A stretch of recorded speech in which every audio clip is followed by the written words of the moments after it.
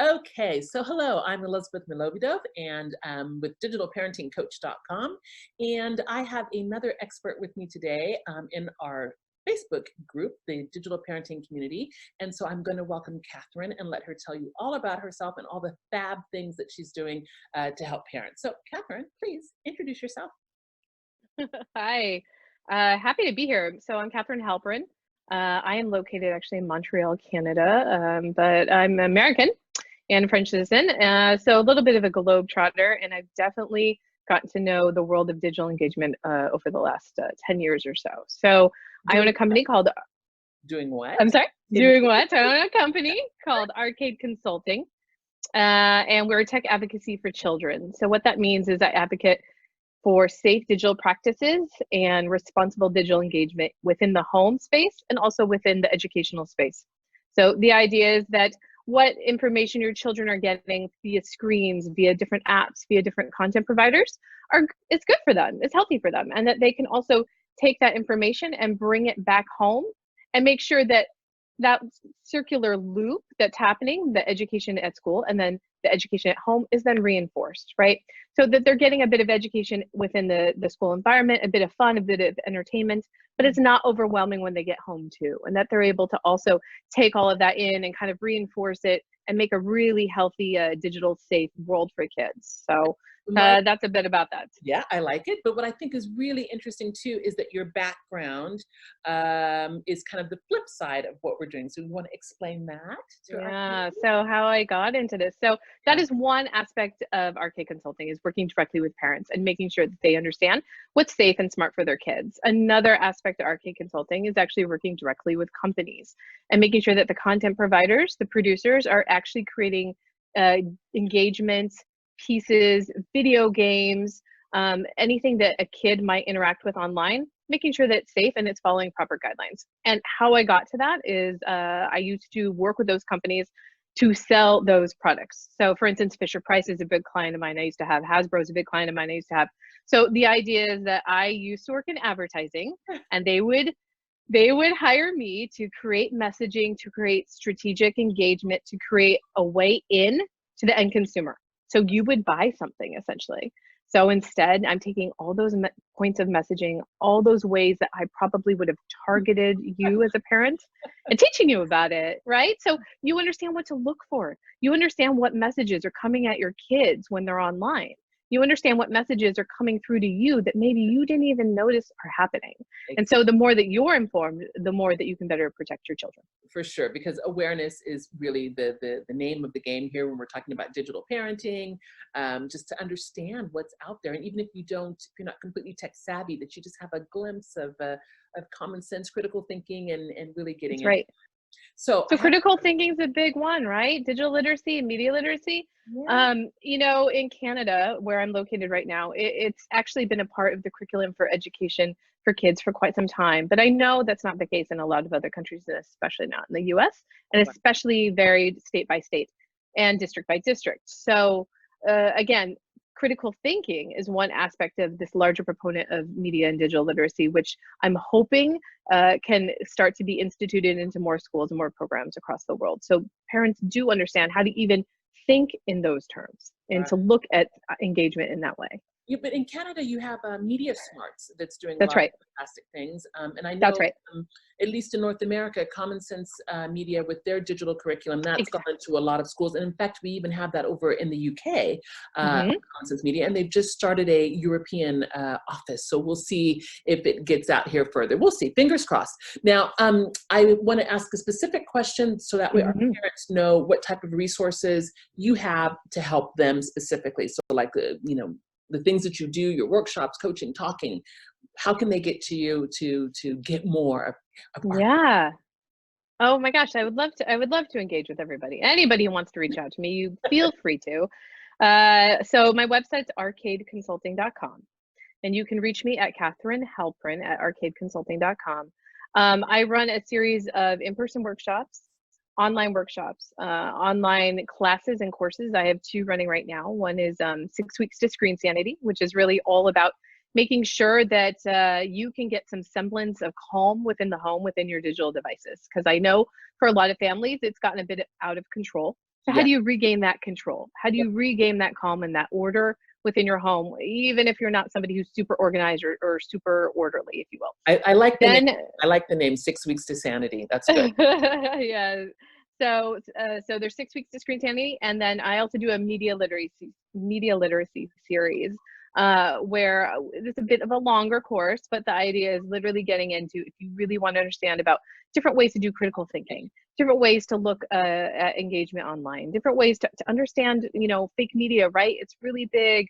What's out there, propaganda, a lot of the things that you maybe were exposed to a little bit here and there within an educational system. Now we're going to kind of bring it all home and give you pointed examples of how it's happening in a daily world.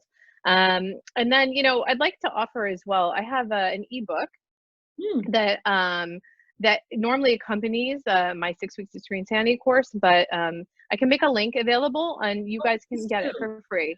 Yeah, just because the more that everyone can kind of engage and be a part of it. It's a guide, essentially. It's a guidebook to take you through 5 myths and 5 tips, so you understand some of the wrongs and some of the rights in terms of how to work with kids and engagement within the home, within a digital space and digital domain. I love it. This is so fantastic. I love getting goodies. Yeah, I mean, of course. The more we all know, the better we are. Exactly. That's exactly how I feel. So I have a question, because you said there are 5 myths and 5 tips, and without going into the ebook topics, what do you feel is like the most important thing that you can do or say or share with parents? The most important thing. Understand what your children are doing and how they view it. So you look at the world through a different lens than your kids. You look at the internet world or the online world through a different lens than your children. Yes. So the only way, or not the only way, the best way, I think, the best approach to really make a connection with your kids and really understand where their head is at so you can help them or help prevent something potentially happening on the road, is to understand how they're engaging. So that might require, for younger ones, sitting down with them and being like, spending time. What are you doing? What video game are you playing? What app are you on? What channel are you watching? Why do you think that's funny? Asking them these questions. I understand some parents think that, 20 minutes online for them is 20 minutes for me. But actually, if you could take those 20 minutes and shift your thinking a little and spend it with them, no matter the age, they might want to shoo you away, you will still start to create a different connection. And then little by little, they'll open up, right? Younger ones will open up easier than older, obviously. But then you can understand how they think, right? No teenager is going to look at a meme the same way you are, right? For sure. No teenager is going to look at a YouTube channel and find a video incredibly funny and you're like, that is the most boring thing. Why are you watching that? Like, no, this is amazing. Why don't you know this is amazing? Have that conversation, no matter how awkward or they roll their eyes. It doesn't matter. It's I'm laughing little by little. Because I'm thinking about my own boys. They're 10 and 13, and they're always showing me things on YouTube, and I'm like, right. Exactly. It's not funny to me, and they just think it is the best thing in the world. But I suppose we did the same thing when we were little, right? Completely. I mean, completely. And I remember so many times shooing my parents away, or you don't understand this, or you're not cool enough, whatever the words I used. That's no difference. But the difference is now, any sort of potential harmful engagement or damaging engagement is a lot more in the forefront, right? And it's a lot more accessible than maybe it was when we were younger. So the idea here is really trying to start that process of getting in there. And again, the more that you've established that relationship, the easier it will be. But if you have to kind of crack in and kind of start to break that seal away, you can do it, but just by asking them a few questions, and I think that is the most important thing. It's digital parenting advice, but it's general parenting advice. But I think it's really understand where they are online, then you can understand where their head's at. Because for them, there is no difference between online world and the outside world. It is all one world for them. Well, what I think is absolutely fabulous is that I've asked all of my experts pretty much the same questions. And Okay. depending on where your background is from, the answers are different, but they're all pertinent and they're all really, this kind of, be a family, sit there and find out Yes. what's going on, talk to them. I had a gaming addiction expert on who she said, play the games with them. You will understand who your That's right. children are by the avatars that they choose, by the strategies that they take. I'm like, this is, it's always the underlying thing is communication. So I think it's just fabulous. Now I have another question too.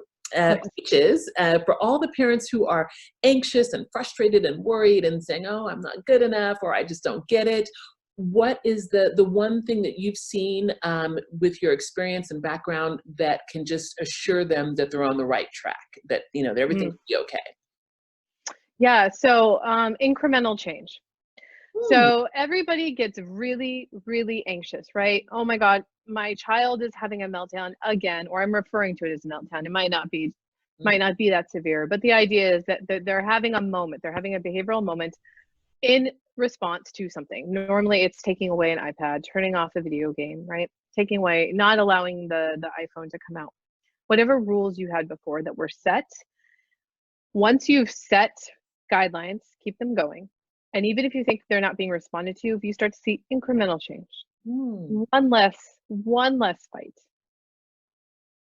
a meltdown that's 3 minutes shorter, I like a hug that you maybe haven't got in a long time, right. an honest conversation, maybe something just that, you mentioned sitting down playing video games. It's very, very true. One of the things I teach my parents in my classes is, like, I agree with that sentiment 100%, sitting down and trying to engage with the parent. And maybe you've noticed your child is gravitating towards a prince or a princess within a game. I'm just making this up. Why? Why are they? Are they projecting? Is there something going on at school? Like, listen to them. And if through having that conversation, if there's that little incremental change afterwards, even if it's just a smile that you get from your child, you're on the right track. Yeah. If you don't see those moments, if you don't have and feel those moments of like, it's working, something's happening, then something needs to give, right? But and I would one thing I would caution is it's not going to happen overnight. None of it happened overnight. So none of it is going to repair or reverse overnight either, right? But what I think is so encouraging is that you're saying, for the incremental change, so that way parents don't have to wait for that big thing. Like all of a sudden, I've told my child to put the iPad down and he just did it and walked away, took his bath, set out his clothes. If it's incremental, then that means they can really celebrate the small successes, because quite frankly, that's what we're getting. Small successes. And I think that's great. I think that's great. Exactly. They don't understand why you're saying put that down. They don't understand why why you're like, oh, okay, device downtime, here we go. They don't get that. Right. They don't have risk. they don't understand caution. They don't understand that they need sleep, right? None of that. They think they're going to live forever. Yeah. So for them, why are you taking away, especially if it's a social aspect, right? Especially say it's an online gaming where it's a social world, or they're online a social network. That is their world. You are taking their world away from them, right? You're depriving them. You're depriving them. And that push and pull is really, really difficult. I'm sure we've all been through it. Yeah. So, you don't want to leave. Just stay at that party a little bit longer, right? Right. There's an adult real world example. Stay at that just a little bit longer. Oh, I just want to stay in bed just a little bit longer. That's the mom. Right. These are moments, right? But these are moments of enjoyment for you, and sometimes social engagement for you. That is also social engagement for them, right? So as long as, that's why I brought up the point of understand that the IRL, the real world, and the online world there is no divide for children. For them, for sure. Now you'd mentioned meltdown, and I think earlier you had said tech tantrum. So what's that? I think that's great because you are a mommy to younger people, younger little beings. What's your tip for parents to control that tech tantrum?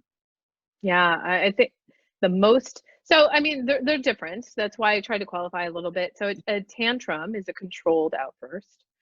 They understand the consequence and they are responding to it, right?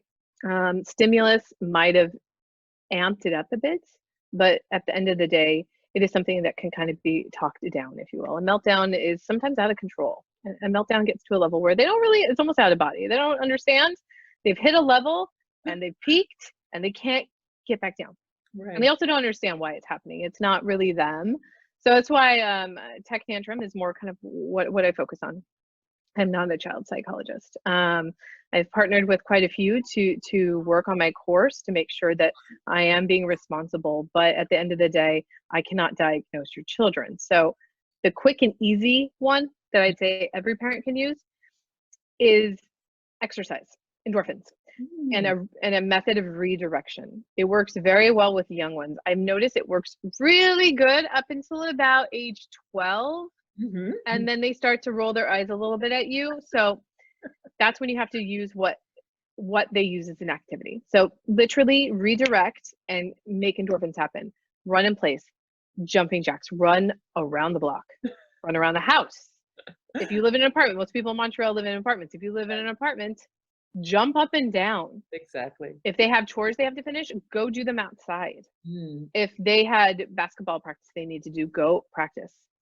Do it now. Like, break it. If you break it, it jolts them and it can change the mood dramatically. And that is one tip that can actually show almost instantaneous change.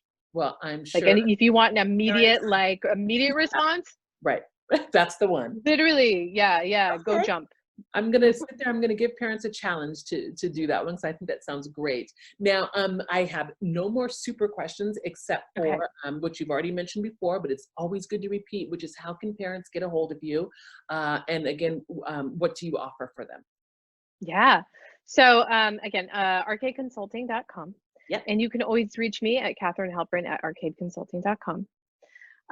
You can find me on Facebook as well. I've got a Facebook page. I've got a small parenting group that works within the courses themselves. And then sort of on Twitter, LinkedIn will work as well.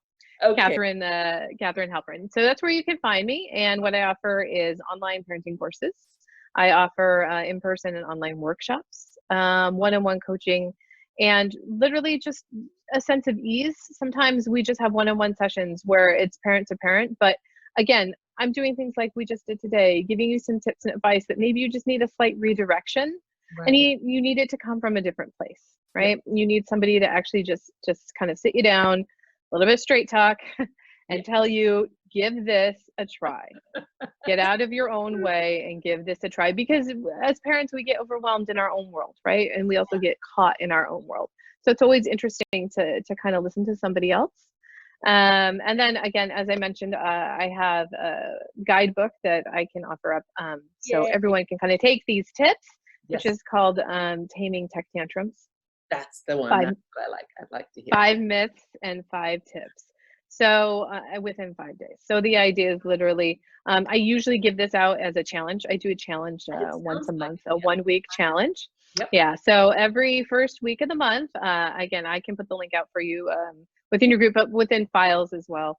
Yes. Within the group, I do a 1-week challenge. Do that challenge, and also, I do think that we're all sharing the resources and we're sharing the community. So if parents want to come and hang out in your Facebook group, I've got no problem with that. I mean, we can't have too much information, especially good information. Yeah. Enjoy. Yeah, it's a real challenge. Again, me coming from the other side, where I also work quite closely with a lot of school districts. So for instance, there's school districts that will actually take my online course and license it to parents. So working to make it an offering for new parents coming in with kindergartners and first graders, so that they can kind of start to prep before they move through the ecosystem. Exactly. And then along with that is a speaking session where we come and we just have one-on-one and I speak to the crowd. And it's about really understanding where their head is at, because then we can kind of curtail the information that they'll receive within the course. So, there's a lot of resources out there, not just that I offer, but of course for everyone. So please feel free to reach out. I'm sure I can clue you into a few more. Perfect. Well, Katherine, thank you so much. I'm not going to take up any more of your time. And I'm just going to say goodbye to everyone. And thank you for listening to our Meet Your Expert series.